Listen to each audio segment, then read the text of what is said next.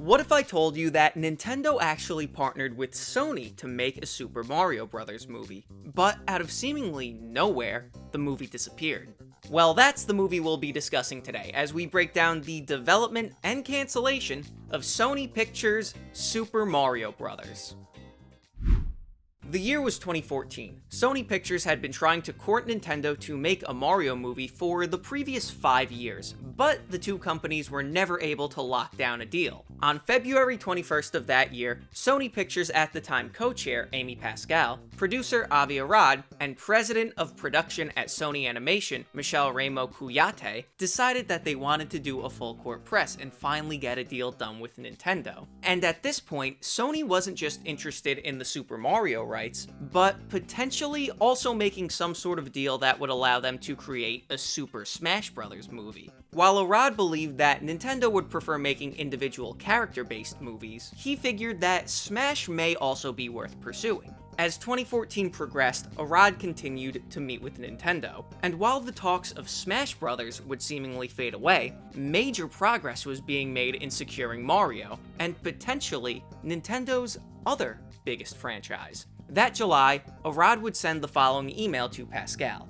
"I am heading to Tokyo, I will be back Saturday. I am going to try and bring back a little plumber. I guess we can all use our pipes cleaned. Just to make sure, are you interested in Pokemon, which is the other property I'm working on with Nintendo? Looking forward to our big project." This trip would go swimmingly, with Mario's creator, Shigeru Miyamoto, remarking after meeting with Arad that he was sorry the negotiations took 6 years. By late October, the deal was done. Arad at one point telling Pascal via email, "I am the proud father of Mario the animated film," and even sent pictures of him with Nintendo's at the time CEO, Satoru Iwata, and Miyamoto. Nintendo was very happy with the situation, and inside the halls of Sony, Kuyate was ready to build a Mario empire, with a few ideas already on top of mind to flesh out into films, and Pascal was even kicking around ideas of who she wanted involved with the film, and made it known that she very much wanted Genndy Tartakovsky, best known for Samurai Jack and Hotel Transylvania, who was also directing an equally ill-fated Popeye movie for Sony Pictures Animation, to helm the project. So with Nintendo finally on board and Sony finally developing their plans for a movie, that raises the question,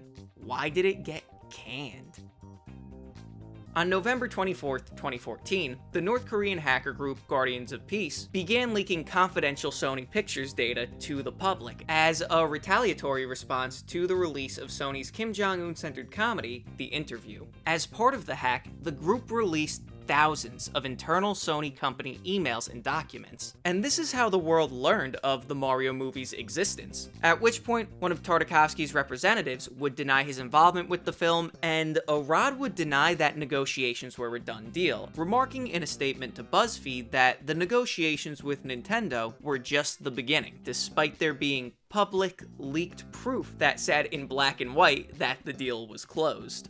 And that was the last we ever heard of the Super Mario movie at Sony Pictures. There has never been a public reason given as to why it was canceled, but there are two likely possibilities. Possibility number one, the Sony hack killed the movie. The Sony hack brought the company a ton of bad press, so maybe Nintendo didn't want to associate with the studio who was being publicly dragged for disrespecting their own talent, among other even more upsetting implications that came to light through those emails, and decided to call it quits after this info came to light. Or there's the possibility that I think is slightly more likely, which is that The Legend of Zelda killed the movie. It just so happens that right around this same time, Nintendo killed two other projects that were in production.